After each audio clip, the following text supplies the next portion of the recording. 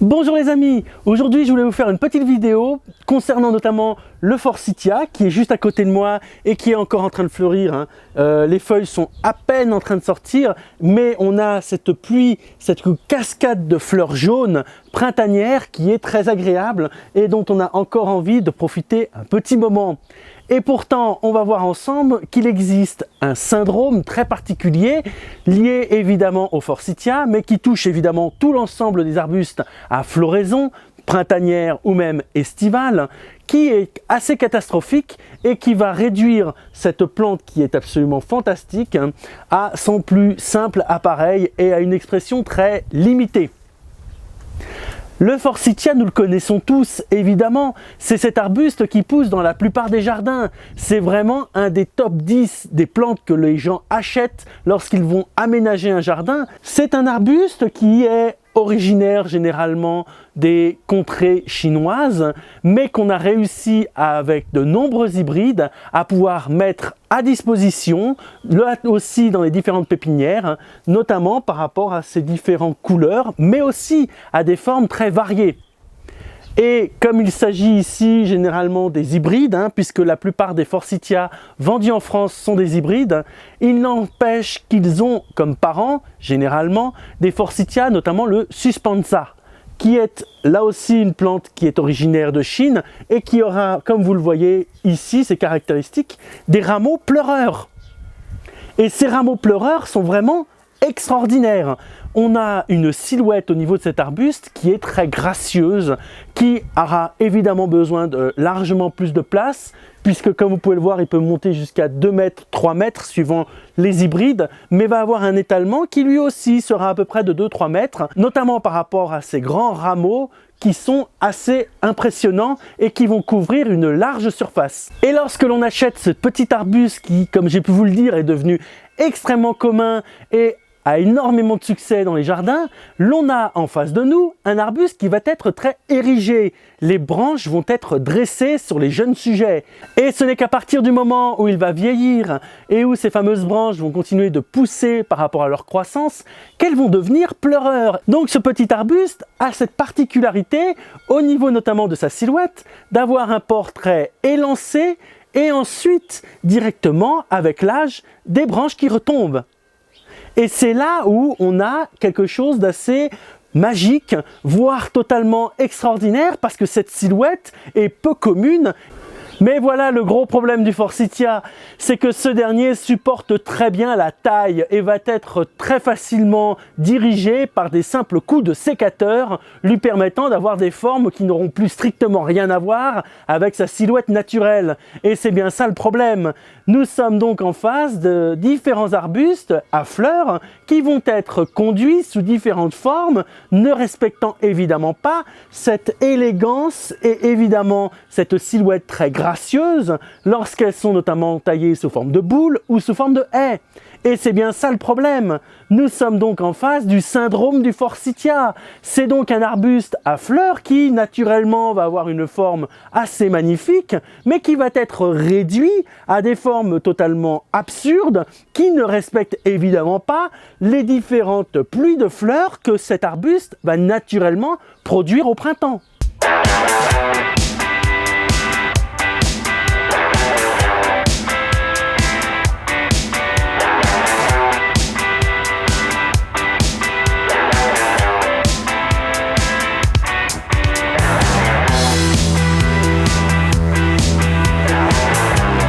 Et voici tout le problème que l'on a avec le syndrome du forsythia. C'est ce réflexe absolument stupide de vouloir toujours tailler sous n'importe quelle forme des arbustes qui pourraient avoir des floraisons extraordinaires ou même des pores et des silhouettes absolument magnifiques et qui vont être totalement massacrés par des formes simplistes sous forme de haie ou sous forme de boule, alors qu'ils ont un potentiel au niveau de la floraison ou au niveau de cette silhouette tellement plus intéressant que d'être résumé à cette simple boule absolument immonde. Et oui, cela va avoir des conséquences. Tailler un arbuste qui va produire beaucoup de fleurs va fortement limiter toutes ces floraisons, ce qui est logique. Et encore plus, va massacrer, dans certains cas, la totalité des floraisons qu'il devrait produire, notamment au printemps.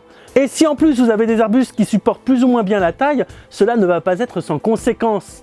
Et dans certains cas, cela va directement impliquer la mort de l'arbuste ou un déséquilibre très profond. La taille n'est jamais un acte anodin et lorsque vous taillez en boule différents végétaux, cela va avoir des conséquences extrêmement fortes sur le développement du végétal, mais aussi la production de fleurs, la production de bois ou tout simplement la production de fruits.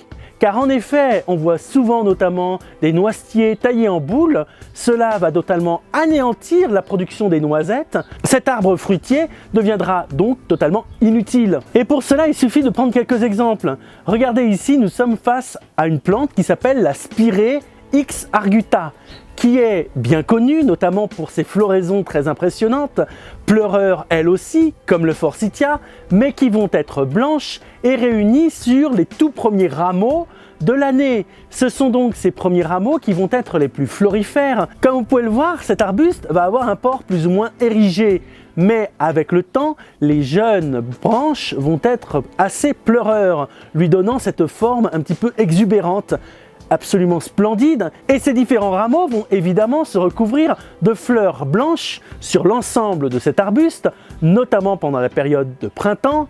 C'est l'un des tout premiers arbustes aussi à fleurir en même temps que le forsythia et qui aura évidemment une silhouette très agréable. Mais voilà, une mauvaise utilisation ou un mauvais choix des végétaux peut parfaitement être catastrophique, notamment pour les spirées. Il suffit de tailler ces différentes spirées sous forme de boules ou sous forme de haies pour qu'elles deviennent un arbuste absolument commun, sans aucun intérêt, qui aura en effet quelques floraisons, espérant survivre dans ce monde de brut, mais qui seront évidemment tous les ans rabattus par les différents coups de sécateur ou de cisaille. Et le gros souci qu'on va avoir, c'est que cet arbuste ne va plus fleurir normalement. Puisque, comme j'ai pu vous le dire, ce sont les jeunes rameaux qui arrivent à produire toutes les fleurs. Et si on se retrouve en fin de compte avec un arbuste qui est taillé tous les ans, il n'y a plus aucune production de fleurs. Et cela devient un arbuste commun, sans aucune élégance, une sorte de masse végétale, informe. Et vous l'aurez compris, cela peut parfaitement aussi se généraliser au niveau des haies. Très souvent, le forsythia ou même d'autres arbustes à floraison printanière vont être utilisés sous forme de haies dans les différents jardins, en les taillant de façon régulière. Alors il est vrai que dans leur jeune âge, les forsythias vont être très florifères, ils vont essayer de produire beaucoup de fleurs, mais avec le temps, ils vont mal vieillir et les bois ne vont plus produire autant de fleurs qu'auparavant. Et on peut même arriver à des aberrations, avec des arbustes qui vont plus produire de fleurs pendant le printemps parce qu'ils seront trop taillés et qu'ils n'auront plus de bourgeons floraux à éclore à la bonne saison. Et c'est bien ça le problème au niveau directement de ce syndrome du forsythia, c'est que nous avons des arbustes qui sont évidemment mal employés, que l'on va devoir tailler sous forme de sucettes et qui n'auront plus aucun intérêt, tant par les floraisons qui seront largement diminuées, que évidemment par ce port qui sera totalement massacré. On ne peut pas avoir différents arbustes dans son jardin sans connaître un minimum leur développement et les différents intérêts que l'on pourrait tirer, notamment au niveau des formes ou de l'élégance naturelle que ces arbustes peuvent avoir au sein même de l'espace. Par ces différentes utilisations de végétaux avec des floraisons intéressantes, je ne remets évidemment pas en question les tailles que l'on peut avoir et qui peuvent tout à fait être très originales au niveau d'arbustes avec des feuillages prévus pour directement la taille. Je pense évidemment aux buis taillés sous différentes formes géométriques et qui seront employés dans des jardins réguliers, comme des jardins dits à la française, où l'on peut avoir un emploi absolument merveilleux, notamment par un jeu de formes très original avec le volume des différents jardins.